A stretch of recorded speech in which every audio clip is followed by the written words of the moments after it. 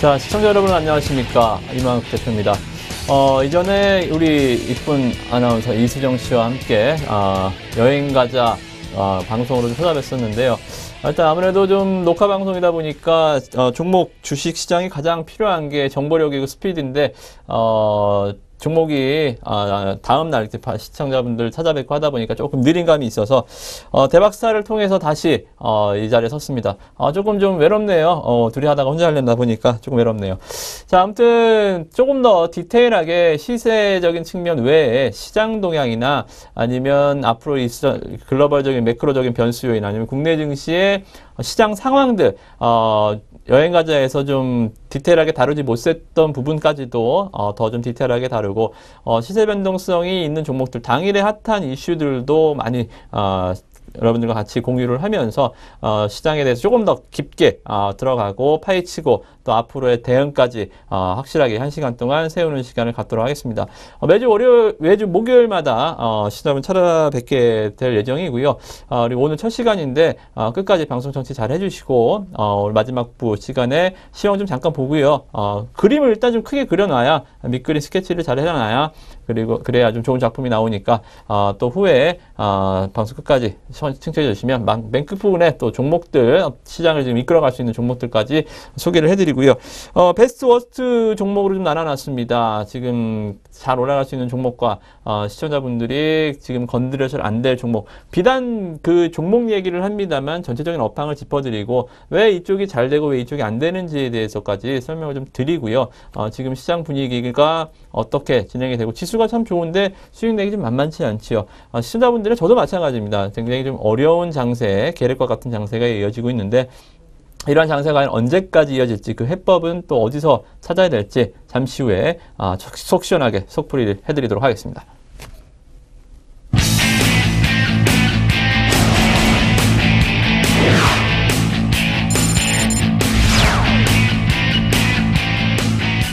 저랑 같이 외국인 기관 매매 국내에서 가장 잘한다 자부하는 전문가니까요. 같이 매매를 열심히 또 해주셨으면 고맙겠고요. 그리고 중소형주들 일단은 어렵습니다. 스모켓, 스카통의 3천억 미만 종목들 커버리기가 상당히 힘든데 이런 부분들도 저랑 같이 고민을 해결하신다고 한다면 좋은 결과 여러분들께 반드시 내드리도록 하겠습니다. 고맙습니다.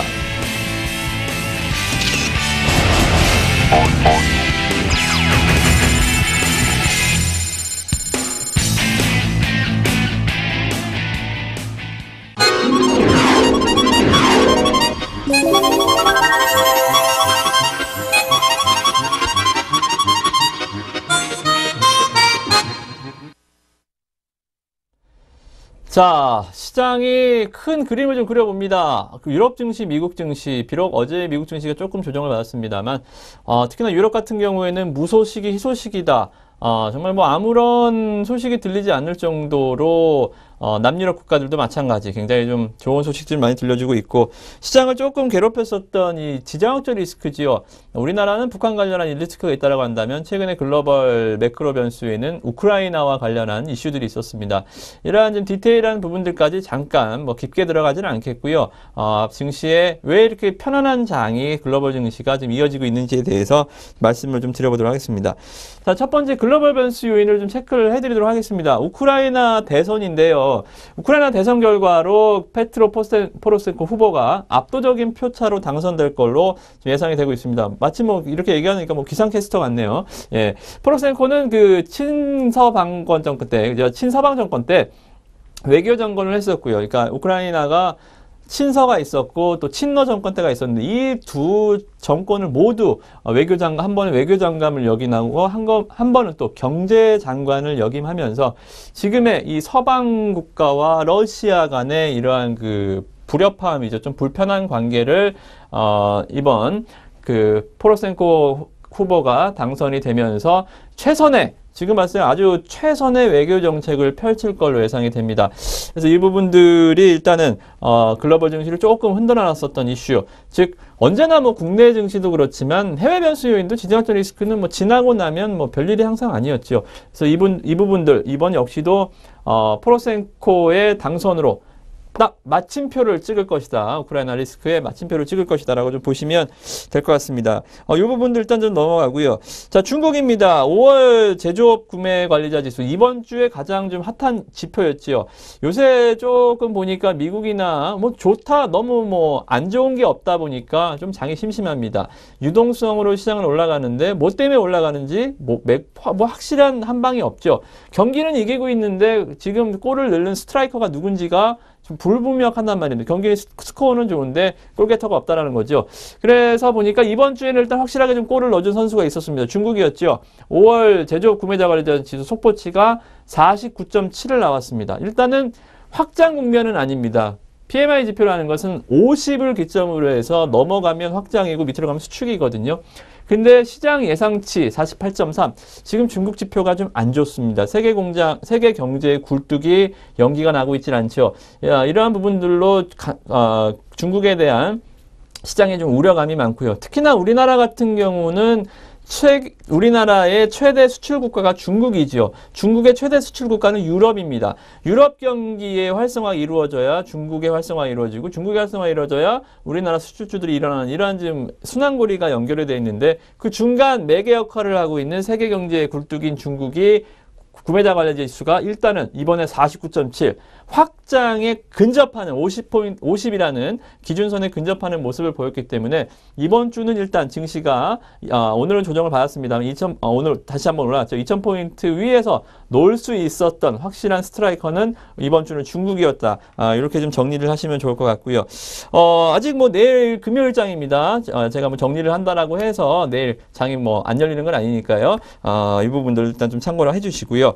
자, 유로존도 지금 뭐 그리스의 신용등급 상향, 항상 포르투갈도 GDP 상승 이렇게 해서 남유럽 국가들, 악동 국가들이죠. 포르투갈, 그리스, 뭐 아일랜드 이러한 국가들의 좋은 얘기들도 많이 들려지고 있고요. 특히나 유로존 서비스업 지표가 35개월 만에 최고치를 나타내주고 있고 또 영국의 1분기 GDP 확정치도 0.8% 성장한 것으로 발표됐습니다. 또 지금 시장의 경제에 일단은 버냉키는 올해 2월을 기준으로 해서 이제 옐런 의장한테 자리가 이제 넘어갔죠. 하지만 아직 마리오 드라기 총재 이번 금융위기 2007년도 금융위기 이후에 지금까지 세계 경제를 잘 이끌고 있는 두 수장 중에 가장 제가 봤을 때는 좀 버냉키보다 더 시장 친화적인 아주 비둘기 중에서도 왕비둘기가 아닌가 좀 생각이 듭니다. 드라기 총재의 유럽중앙은행의 추가 통화 완화 기대감은 계속 상존해 있습니다. 옐런도 굉장히 좀 비둘기파적인 성격을 갖고 있는데 옐런은 계속적으로 요새 아주 금리 부분에 대해서 시사가 왔다 갔다 좀 하고 있죠. 그래서 미국 FOMC 회의록과 의사록이 중요한 것도 바로 옐런이 언제 마음을 변심할지도 모른다. 글쎄요, 좀 여자의 마음은 좀 갈대와 같아서 그런지 버냉키와는 조금 좀 틀리네요. 그죠? 아무튼 드라기 총재의 22 추가 통화 완화 기대감은 앞으로 유동성 장세를 이끌어갈 강력한 모멘텀이다라고 보시면 좋을 것 같습니다. 자, 다음으로 넘어가 봅니다. 자, 해외는 괜찮아요. 그죠? 해외는 뭐 좋을 것도 없지만 뭐 그렇게 나쁠 것도 없고 무소식이 희소식이다. 그래서 조금씩 많이 개선되고 있다라고 좀 보시면 좋을 것 같습니다. 근데 국내 증시가 2020포인트를 참 돌파하기가 힘듭니다. 특히나 코스닥 같은 경우 좀 더 심하죠. 국내 증시 모멘텀. 자, 긍정적인 거는 지금 신흥국 주요 증시로 글로벌 자금이 유입이 되고 있습니다. 위험자산, 안전자산 할 것 없이 원래 달러가 안전자산이고 이제 주식시장이 이제 위험자산이고 상품시장이 위험자산이죠. 근데 달러도 어느 정도 강세 기조를 보여주면서 상품 가격도 올라와주고 있고 또 증시도 자금이 유입되는 이런 트리플 강세가 좀 이어지는 것 같아요. 예전에 그러니까 지금 시장은 금융위기 이전과 금융위기 이후로 나뉘어지는 것 같습니다.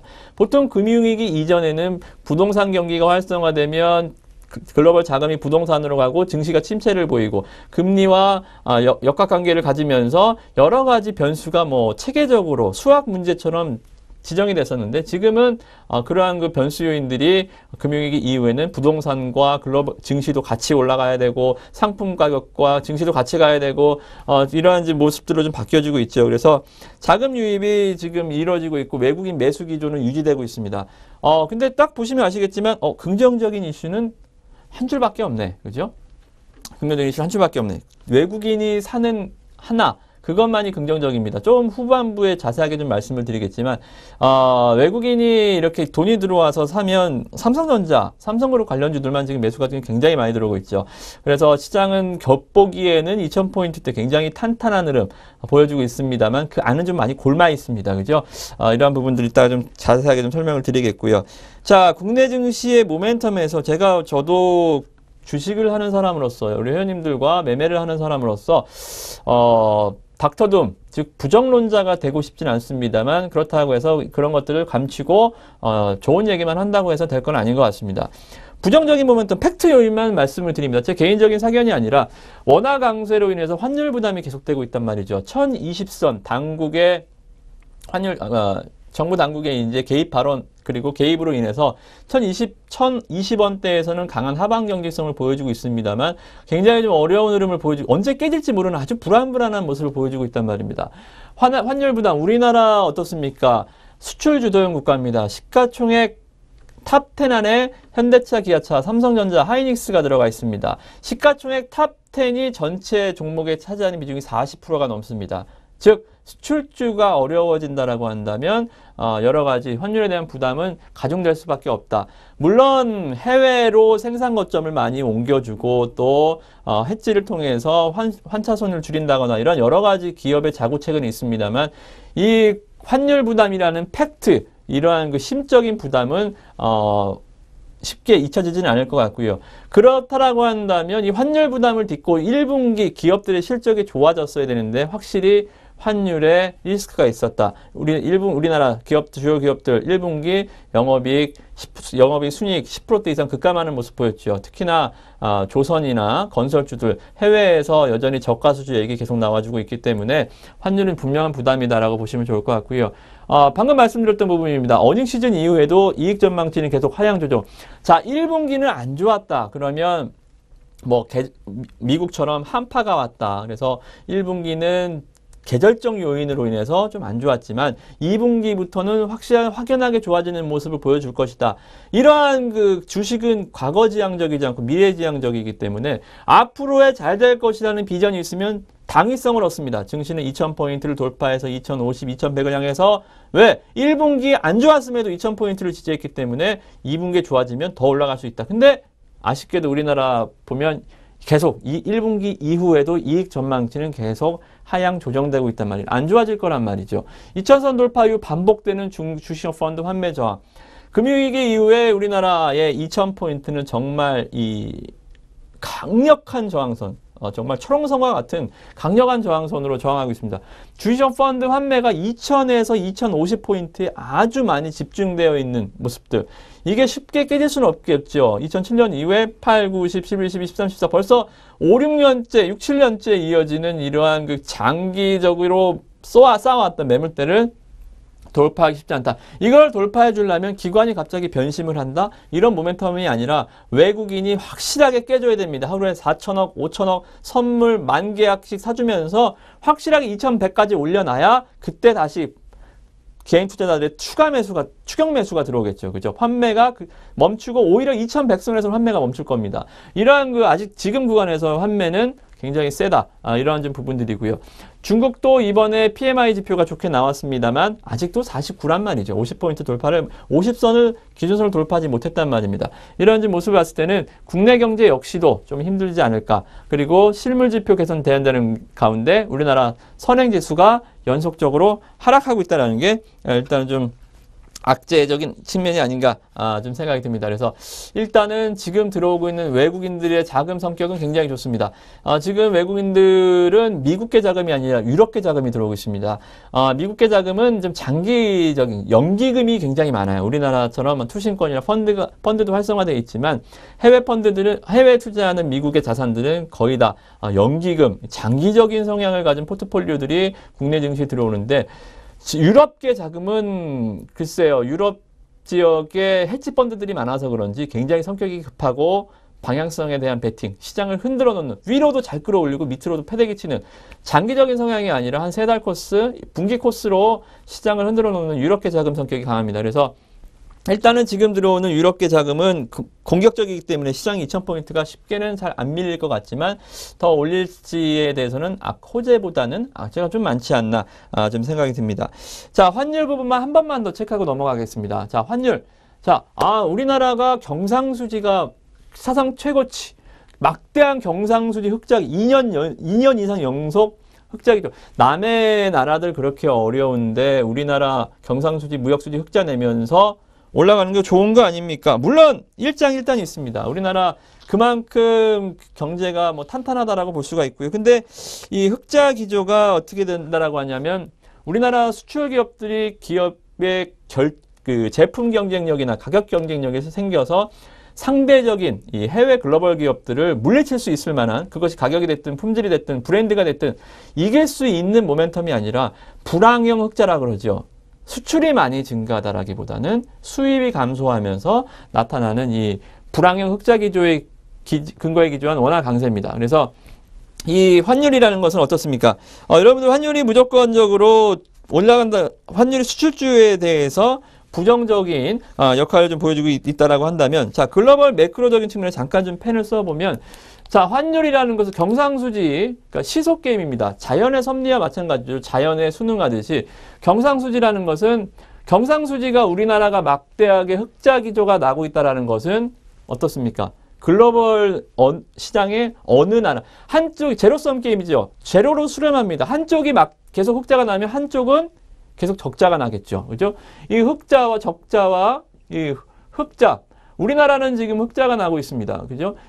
어느 나라는 뭐 구체적으로 찝지는 못하겠지만 적자가 나고 있는 부분, 우리나라 흑자가 나는 만큼 누군가는 분명히 적자가 나고 있을 겁니다. 자, 이것을 맞추는 게 뭡니까? 이것을 맞추는 게 바로 환율이라는 겁니다. 환율이죠. 그래서 이 환율 부분이 원화가 강세를 보이면 이제 수출 부분이 줄어들면서 어떻게 됩니까? 무역 수지가 이제 다시 흑자 폭이 줄어들고요. 우리나라 흑자 폭이 줄어들면 다시 적자를 보던 나라가 다시 이 적자 폭을, 여기는 원화가 절하됐겠죠. 우리나라는 지금 원화가 절상이죠. 그죠? 절상절하. 이 부분들이 밸런싱이 맞춰지면서 결국은 평행 상태로 유지되는 게 세계 경제라는 겁니다. 그렇게 봤을 때 우리나라 흑자 기조가 줄어들고 환율이 이것을 잡는단 말입니다. 그죠? 환율이 이렇게 생각하시면 됩니다. 이 경상수지 적자 나는 나라와 흑자 나는 나라의 밸런싱을 맞춰주는 게 바로 환율입니다. 근데 이 밸런싱을 맞춰주는 환율이 지금 우리나라한테는 분명히 부담이 되고 있다. 이 밸런싱을, 무역수지 흑자를 끌어내리기 위한 밸런싱이라는 거죠. 무역수지가, 경상수지가 악화될 수 있다는 것은 뭡니까? 수출주가 실적이 최선성 악화되면서 현대차, 기아차, 삼성전자 이런 아니면 글로벌 수주모면 해외 사업부, 조선이든 화학이든 건설이든 이러한 수출주들이 실적이 악화될 수 있다. 그것이 우려감일까요? 아닙니다. 1분기 실적이 실질적으로 안 좋아졌고 2분기 전망치도 하향 조정되고 있습니다. 이러한 부분을 봤을 때는 가장 지금 시장의 문제는 아시겠죠? 환율입니다. 환율. 그래서 환율 부분이 어떻게 좀 잘 마무리가 되는, 정부 개입보다는 정부가 개입한다라고 해서 환율 시장이 움직이는 것은 단기적일 뿐이지 그렇게 좋은 현상은 아닙니다. 그래서 이 환율 부분이 빨리 좀 돌파하면서 원화 강세가 조금 좀 줄어들었으면 좋겠고요. 그래서 제가 봤을 때 증시가 2,000포인트를 강하게 돌파하는 자신감을 얻기 위해서는 원달러 환율이 일단은 한 지금 1,020원에서 지금 간당간당하고 있죠. 그죠? 한 1,050원까지는, 1,050원까지는 좀 가줘야, 1,100원까지 1,100원이 좀 욕심인 것 같고요. 그죠? 한 1,050원까지는 환율이 원화 절상이 좀 약화돼야, 달러가 조금 강세를 보여줘야, 우리나라 수출주의 경쟁력이 좀 생겨져야 지수는 2,000포인트를 돌파하겠다. 이렇게 좀 정리를 해드리도록 하겠습니다.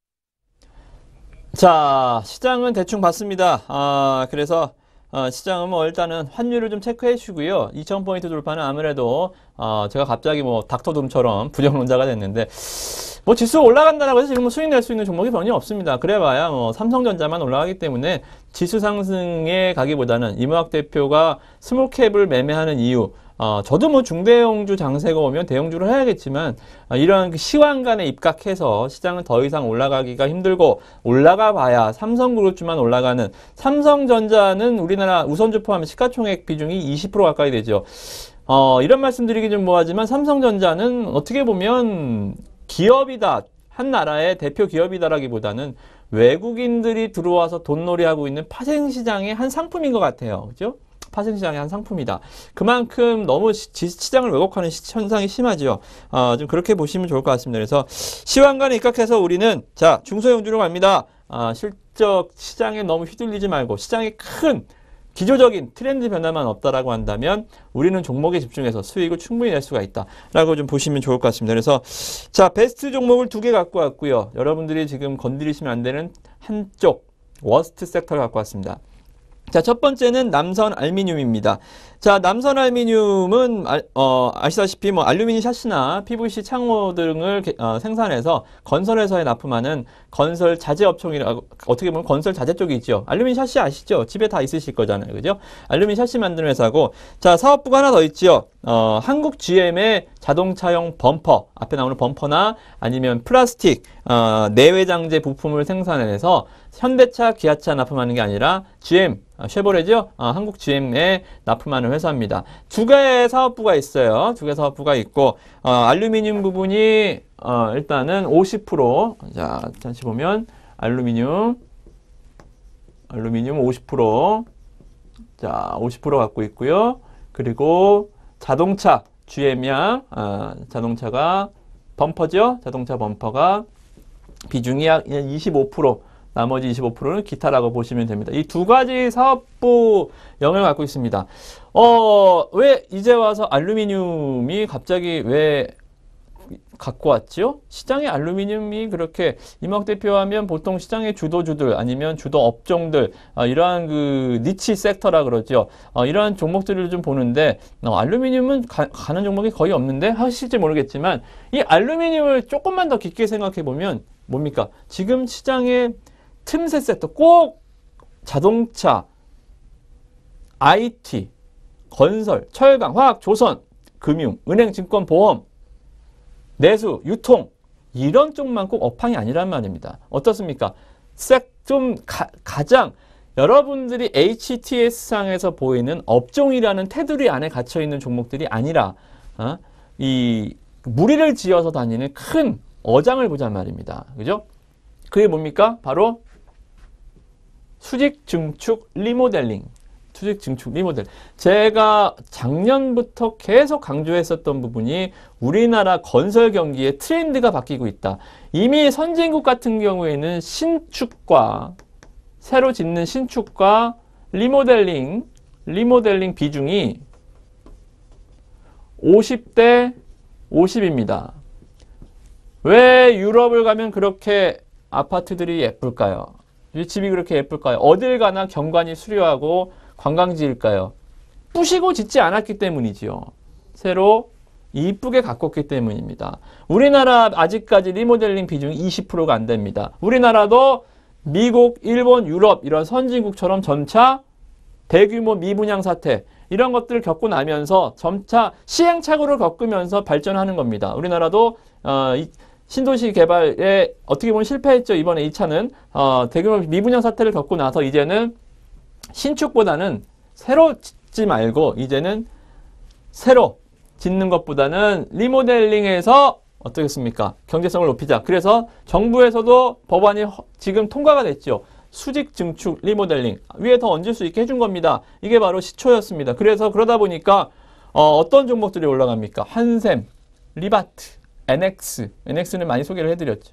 이러한 그 가구 업체들, 또 건자재 업체들, 벽산, 뭐 이러한 그 건자재 업체들, 어떻게 페인트 업체들, 사마 페인트, 노르 페인트, 페인트 업체들까지 또 뭐 있습니까? 뭐 화장실에 비데 만드는 뭐 대림 비앤코 같은 회사까지 아니면 빌트인, 가구, 외 가전제품을 붙박이 형식으로 밀어붙인 빌트인 만드는 회사들까지 굉장히 광범위하게 종목들이 전부 다 올라갔단 말입니다. 어느 하나 아파트 리모델링 관련주라고 해서 안 올라간 업종 섹터가 없어요. 유일하게 지금 아직 시장이 부각이 안 된 게 바로 이 알미늄이다. 알미늄, 셰시 쪽이다. 실질적으로 실적이 뻥카 아닙니까? 알루미늄이 정말 실적이 좋아질 수 있습니까? 실질적으로 2013년도에 흑자 전환에 성공했습니다. 제가 좀 이따가 이 실적의 부분에 관해서는 HTS에 나타나는 재무제표를 통해서 자세하게 좀 말씀을 드리고 있겠고요. 실질적으로 붕당이나 평촌, 신도시 1기를 중심으로 지금 셰시 주문량이 굉장히 급증하고 있습니다. 셰시 주문이 급증을 하고 있고 리모델링 관련주들 워낙 좋습니다. 워낙 좋고 자 그러면 자 첫 번째 알루미늄만 하는 거 아니잖아요. 그죠? 자동차도 하잖아요. 자동차 25% 비중이 작은 거 아닌데요? 맞습니다. 비중이 작지 않죠. 25%. 예를 들면 파로 같은 기업들 있죠. 손세정제 매출 비중이 꼴랑 3%입니다. 손세정제 만드는 매출 비중이 전체 매출의 3%밖에 안 되는데도 AI나 아니면 이러한 그 바이러스들 시장에 부각이 될 때 대장주를 막 치고 올라가잖아요. 그거는 쓰잘데기 없는 매출 비중도 작지만 실제로 그걸로 돈 버는 회사가 아닌데도 단순히 막연한 기대감으로 올라가는 거지만 매출 20% 이상은 여러분들이 기업의 직결적인 수익성에 연결될 수 있는 부분이기 때문에 매출 20% 부분은 분명히 봐줘야 됩니다. 자, 자동차 부분 잘 됩니까? 현대차, 기아차에 납품하지 않는데 GM대우가 우리나라 좀 이미지가 좀 많이 안 좋아졌죠. 그죠? 대우 자동차가 파산하면서부터 대우그룹에 관한 이미지도 굉장히 안 좋아졌고 GM대우 차에서도 소비자들의 인식은 뭐 저도 마찬가지입니다. 저도 GM대우 차는 별로 아직까지 앞으로도 살 생각이 없고요. 그리고 저도 지금 갖고 있는 차도 대우차는 아닌데 지금 무시할 수 없는 부분이 뭐냐면 자동차에 좀 관심이 많으신 분들은 아시겠지만 신차 말리부 디젤이라고 나왔습니다. 말리부 디젤이 나왔는데 이 말리부 디젤이 지금 2013년도 모델이 2014년도 말리부 모델이 출시가 언제 됐냐면 3월 달에 출시가 됐는데요. 원래 3월 달에 출시할 때 연내 목표량이 2,000대였습니다. 2,000대. 2,000대였는데 출시한 지 한 달 만에 3,000대가 계약이 됐어요. 3,000대가 됐습니다. 지금 당장 네이버에 말리부 디젤 쳐보십시오. 안티글이 많이 올라와 있습니다. 안티글이 차가 안 좋다는 안티글이 아니라 차 언제 받아보나요? 계약했는데 왜 차가 안 오나요? 제 주머니 밀려있단 말입니다. 그러다 보니까 어떻습니까?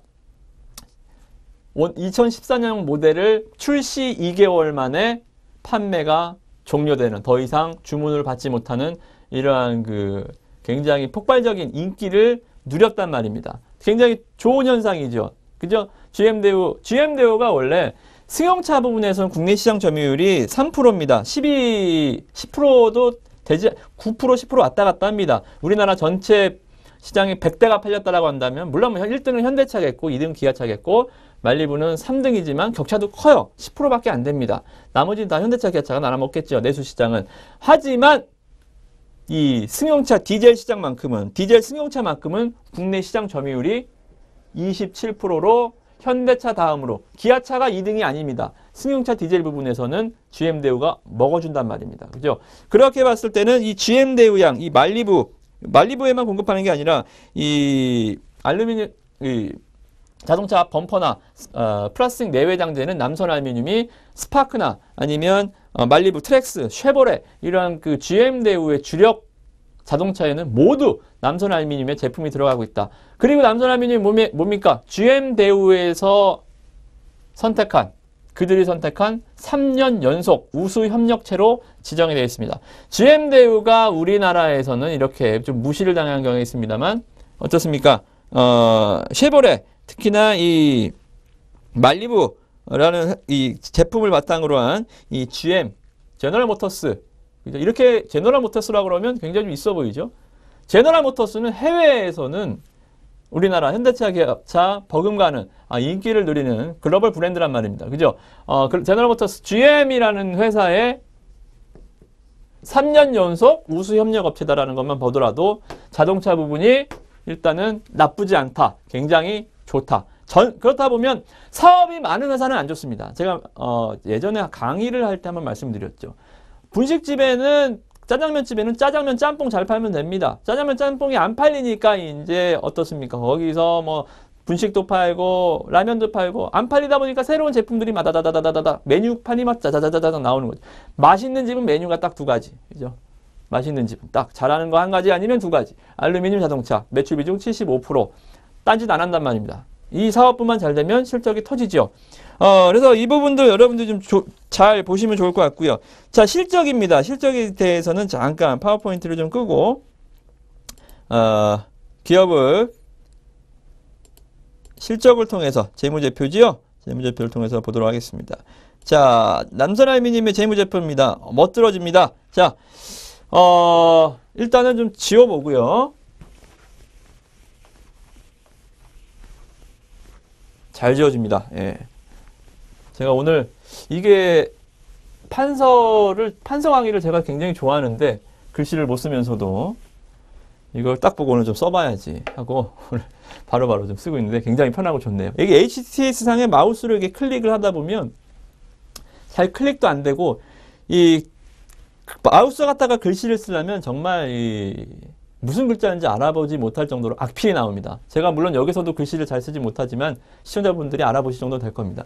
자, 금융위기 이후에 남선알미늄도 굉장히 어려웠어요. 건설 경기와 밀접하기 때문에 글로벌 경기, 특히나 이 미국의 금융위기 자체도 서브프라임으로 터진, 건설 쪽으로 터진 거죠. 굉장히 어려웠다가 2012년도까지 적자를 냈습니다. 영업이익입니다. 가장 중요한 게 이제 영업이익이죠. 영업이익. 영업이익이 어떻습니까? 2012년도까지도 적자 39억. 39억. 매출은 3천억 단위를 333 유지되고 있는데 매출은 줄진 않아요. 뭡니까? 물량이 공급은 원활하게 이루어지고 있단 말이에요. 매출 자체가 줄으면 안 돼요. 경기 자체가 안 좋아진다라고 해서 수익성이 안 좋아지는 거는 경기가 다시 좋아지면 회복될 수 있지만 경기가 안 좋아질 때 매출까지 줄어버리면 어떻습니까? 그거는 벤더와 그 전방의 벤더와 유대 관계가 좋지 않다라는 거고 나중에 또 경기 악화 때 어떻습니까? 제품의 가격 경쟁력이나 굉장히 후순위로 밀려날 수 있다는 겁니다. 그래서 영업이익은 적자를 낼 수 있습니다. 사업을 하다 보면 뭐 돈이 벌 때도 있고 적게 벌 때도 있고 또 적자 날 때도 있지만 일단은 사업의 이 확장성, 즉 라면을 10그릇 팔아서 1,000원을 벌든 10그릇 팔아서 800원을 벌든 뭐 경기가 안 좋을 때 700원에 팔 수도 있겠지만 10그릇은 계속 팔아야 그죠? 10그릇은 계속 팔아줘야 된다는 얘기입니다. 매출은 줄지 않았습니다. 일단은 벤더와의 유대관계나 아니면 기업이 갖고 있는 이 시장 내에서의 구역 이해하기 쉽게 말씀드리면 방송 용어는 아니지만 이 구역 나와바리는 확실하다라고 보시면 될 것 같죠. 그래서 39억 적자를 냈지만 자 2013년도에 어떻습니까? 136억 대규모 흑자 전환에 성공을 하는 모습 보여줍니다. 남선알미늄 대규모 흑자 전환 뭐라 그랬습니까? 리모델링 관련한 이 흐름들 건축 경기가 리모델링 시장 중심으로 살아나면서 영업이익이 40억 가까스로 흑자내고 39억 적자내던 회사가 영업이익이 136억으로 대규모 흑자 전환에 성공하는 모습 보여주고 있고요. 어떻습니까? 기업이 실적이 안 좋은 주식들은 끝까지 실적 발표를 안 합니다. 남선알미늄은 진작에 실적을 발표를 했죠. 성적을 잘 맞은 아이는 부모님한테 일찍 성적표를 공개를 합니다. 그래야 뭐 저녁이라도 맛있는 거 한 번 얻어 먹겠죠. 성적을 못 받은 아이는 부모가 끝까지 성적표 내놓으라고 닥을 칠 때까지 성적을 발표를 안 하죠. 아직까지 실적이 내일이 마지막입니다. IFRS 기준에서 계열사나 해외 법인이나 이러한 계열사 자회사를 갖고 있는 기업들은 원래는 분기 기점으로 해서 15일, 즉 1분기 실적 발표는 3월 1일 1분기 시작이니까 5월 15일까지는 스승의 날까지는 실적을 발표를 해야 됩니다만 IFRS 시행 2년 차기 때문에 유예 기간을 줬습니다. 15일 더 줄게. 그래서 연결 기준에서는 내일까지 5월 30일까지 실적을 다 발표를 해야 됩니다. 뭐 중요한 얘기는 아니고요. 여담입니다. 그래서 이미 실적이 너무 좋은 성적을 받았다 보니까 44억 1분기 영업이익 44억 흑자 전환을 했단 말입니다. 또 흑자 전환. 여기서 중요한 것은 재무제표에 보이지 않는 얘기지만 건설업체들은 특히나 이 샤시나 이런 자재 쪽, 건자재 기업들은 1분기가 비수기입니다. 겨울에는 작업 일수가 날씨가 추운 날은 많지 않겠죠. 그죠? 건설 어떻습니까? 기계가 하는 부분이 있지만 노동일이기 때문에 인부가 하는 일이 더 많을 겁니다. 그 인부가 날씨가 추우면 조업 일수도 줄어들고 어떻습니까? 신규 주택 건수도 많이 줄어들 겁니다. 그래서 건설 건자재 업체들, 알루미늄도 마찬가지지만 1분기가 비수기입니다. 비수기임에도 불구하고 44억을 냈다라는 거. 2분기, 3분기, 4분기 다 최소한 44억 이상은 낼 수 있다라는 거죠. 산수 문제 내봅니다. 그러면 1분기가 성수기일 때 44억 냈으면 점차 줄어들 수 있어요. 곱하기 4 하는 거는 의미가 없습니다만 1분기가 비수기인데 44억을 냈다는 것은 2분기, 3분기, 4분기 즉 44 곱하기 4 해도 무난하겠다. 그러면 분기 영업 올해 연간 가이던스 얼마 나오죠? 제가 그냥 내봅니다. 제가 리포트 애널리스트는 아니지만 그냥 170억 정도는 나오겠다. 미니멈 170억은 나오겠다. 맥시멈은 뭐 얼마가 나올지 모르죠. 제가 남선알루미늄 직장을 다녀본 적도 없고 사내 아시는 분도 안 계십니다. 일단은 미니멈 170억은 나오겠다. 그죠? 그러다 보니까 주가가 이제 슬슬 움직이기 시작하고 있는 겁니다. 차트 잠깐 볼게요. 차트 잠깐 보면 자, 뭐 그림입니다. 그죠? 최근에도 주가가 다시 한번 지워보고요.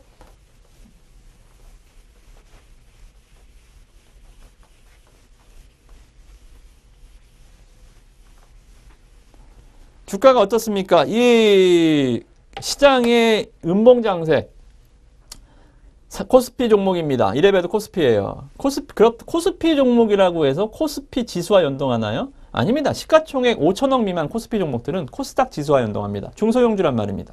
이 코스닥 지수의 안 좋은 흐름에서도 주가가 이 검은 선 21선까지도 안 밀립니다. 이 공간이 덩 비어 있죠. 안 밀려요. 주가는 정말 강한 종목들은 21선을 타고 간다? 아닙니다. 정말 강한 종목들은 이 파랑선 11선을 타고 흐릅니다. 5일선을 타고 가는 종목들은 굉장히 급한 종목들이고요. 그거는 이슈가 이미 부각이 됐거나 투자자들이 과열 양상, 고점이 어딘지 나오기 끝까지 히든을 보기 위해서 가는 종목들이지 매매하기에 5일선 타는 종목들을 신규 매수하기엔 좀 어렵단 말입니다. 5일선을 타고 가기 전에 나타나는 선이 11선입니다. 11선 조정을 완료하면 그 다음부터 5일선을 타고 갑니다. 11선을 조정을 받을 때 사놔야 5일선을 타고 가는 종목들은 여러분들 신규 매수하라고 타고 가는 게 아니라 가진 자들의 파티타임입니다. 이미 기보유자들의 파티타임이라는 거죠. 그 파티를 즐기기 위해서는 지금 파티장에 입장을 해야 된다. 5일선을 타고 가기 시작하면 이제 매수를 못 들어갑니다. 그죠? 파티장에 이미 입장을 하기 위해서는 11선에서 공략을 해놔야 됩니다. 그래서 일단 남선알루미늄은 실적적인 측면에서도 그렇고 일단 1,000원 가격대 돌파한 다음에 안 밀리죠. 그죠? 안 밀린다. 이러한 측면에서 봤을 때 굉장히 좀 좋은 흐름 보여줄 수 있을 것 같습니다. 그래서 남선알루미늄은 우리 아마 좀 목표 주가는 한 1,000 뭐 막연하게 신고가 나올 수 있는 종목들 목표 주가 잡는 거 좀 맞는 것 같지 않고 계산을 해봅니다. 증권사 이 직원들, 애널리스트들이 목표 주가를 어떻게 산정을 하냐면 예를 들면 제가 아까 된 대로 된다. 영업이익이 올해 170억 나올 것으로 확실하다. 그러면 영업이익이 170억이면 시가총액이 얼마가 돼야 될까요? 여기다가 공 하나 더 붙여주면 됩니다. 시총은 1,700억 정도 돼도 시가총액, 시총 1,700억 정도 돼도 비싸지 않다. 밸류에이션이 적당하다. 영업이익의 10배 정도가 시가총액이거든요. 보통의 기업들. 물론 프리미엄, 게임이나 엔터, 미디어 뭐 이러한 그 주가, 헬스케어 이런 프리미엄을 받는 성장주들 말고 보통의 이러한 제조업체들이나 자재업체들은 영업이익이 10배수 정도가 타당합니다. 자, 남선알루미늄 지금 시가총액 얼마죠? 지금 현재 시가총액 1,200억. 앞으로 상승 여력 얼마? 한 30%. 밸류에이션 없이 적당하게. 거품이 안 붙어도 적정 수준. 여기서 프리미엄이 붙어주면 건자재라는 또는 실적 호전주라는 타이틀이 붙어주면 밸류 프리미엄은 한 50%까지. 주가 지금 상승폭 대비 목표 주가는 한 1,500원 정도까지는 2분기 내 잡아줘도 되겠다라는 얘기가 나오죠. 이런 식으로 목표 주가를 산정합니다. 그래서 뭘 너무 좀 장밋빛 전망만 말씀을 드린 것 같지만 기관 투자자들 지금 따라오고 있죠. 그죠? 얘네들도 실적을 확인하고 야, 싸구나. 싸다. 기관 매수가 지금 싹 빨간불을 켜고 있단 말입니다. 그래서 이러한 부분들 남선알미늄 잘 보시고 또 저희 방송에서도 저는 매매를 할 때 목표 주가 제가 30%로 제시해 드렸다라고 해서 끝까지 30% 먹을 때까지 가지 않습니다. 30%를 5%씩 4번에 나눠 먹든 뭘 하든 상승이 끝까지 따라가는 게 전략이죠. 남선알미늄은 이전에 저희 방송에서는 여기서 수익 실현을 한번 했습니다. 상한가 다음날. 이런 때 11선에 타고 들어가서 11선 눌림을 기다리죠. 파티 초대권이 날라왔습니다. 오시라고. 11선을 대죠. 파티 초대권. 1,000원을 잠깐 깨줍니다. 파티장이 열린 거죠. 얼른 들어가야죠. 다음날 상한가 이후에 수익 실현 한번 했고 다시 지금 파티 초대장을 받고 있습니다. 여러분들도 파티에 들어오시고 매매 대응 전략은 저랑 같이 세워보시면서 리딩을 받으시면 훨씬 더 좋은 결과가 있을 겁니다. 많이 관심 가져주시고 저랑 같이 매매를 좀 잘 해보시면 남선알미늄으로도 일단은 어닝 시즌에 아주 마무리는 아주 핫하게 잘할 수 있지 않을까 이렇게 생각이 듭니다. 자, 두 번째 좀 종목을 말씀을 드리기가 좀 시간이 안 되네요. 너무 좀 장황하게 설명을 했나요? 그러면 오늘은 그럼 베스트 한 종목 남선알미늄 말씀드렸고 하나 더 있는데 그거는 내일 저희 또 방송에서 제가 또 온라인 방송을 진행을 하죠. 방송에서 좀 말씀을 드리도록 할게요. 리치맵 방송을 통해서 온라인 방송을 통해서 공개를 하도록 하겠고 워스트만 말씀을 좀 들어보겠습니다. 워스트 아주 좀 요새 좀 안 좋은 쪽이 아마 스마트폰 부품주 갖고 계신 분들 정말 울상일 겁니다. 정말 뭐 안 돼, 죽어라 안 됩니다. 멜파스 워스트. 자, 워스트의 이유. 자, 봅니다. 멜파스. 자,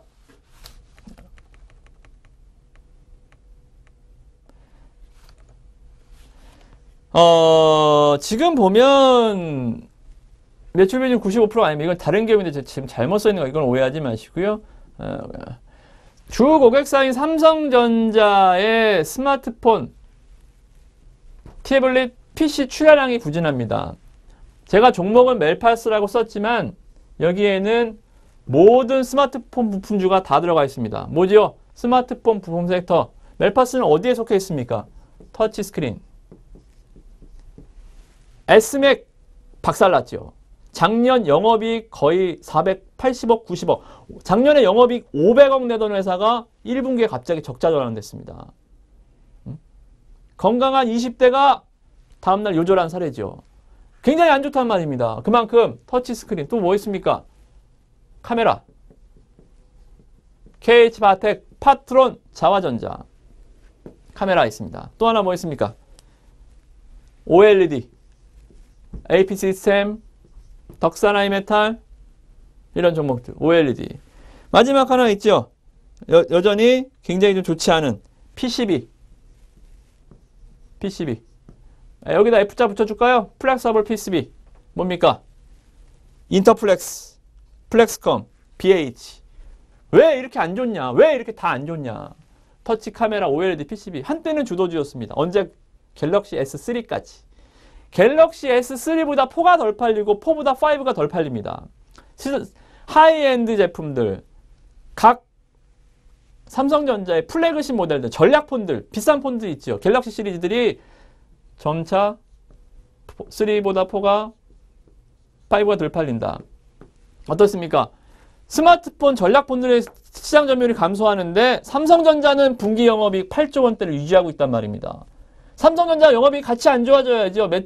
주력 제품이 덜 팔리는데. 근데 삼성전자는 계속 돈을 잘 벌고 있어요.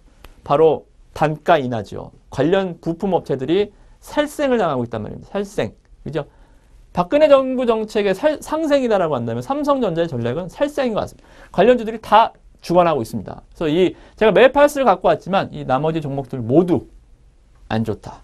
기술적 반등에 현혹돼서 들어가지 마시고 비싼 주식들 사서 좋은 수익을 내셔야 될 때라고 좀 멜파스를 통해서 스마트폰 부품주를 통해서 설명 좀 드려봤습니다. 자, 오늘 일단은 뭐 1시간 좀 바쁘게 달려왔습니다. 제가 준비했던 얘기들 좀 많이 좀 못한 부분도 있는데요. 종목도 하나 공개를 못했고, 이러한 좀 부분들은 내일 이 시간이 아니라 내일은 장중에 9시부터 저랑 같이 종목 이런저런 오늘 못했던 얘기들도 같이 나누면서 또 종목들도 실질적으로 매수 가격을 잡아드리겠죠. 그죠? 매수 가격도 잡아드리면서 파티 초대장을 제가 여러분 드리겠습니다. 잘 오셔서 파티를 즐기시고 많은 수익 내시길 바라겠습니다. 자, 오늘도 어려운 시장 속에서 굉장히 고생 많으셨고요. 저녁 편안한 시간 되시고 내일도 건승하시길 바라겠습니다. 고맙습니다.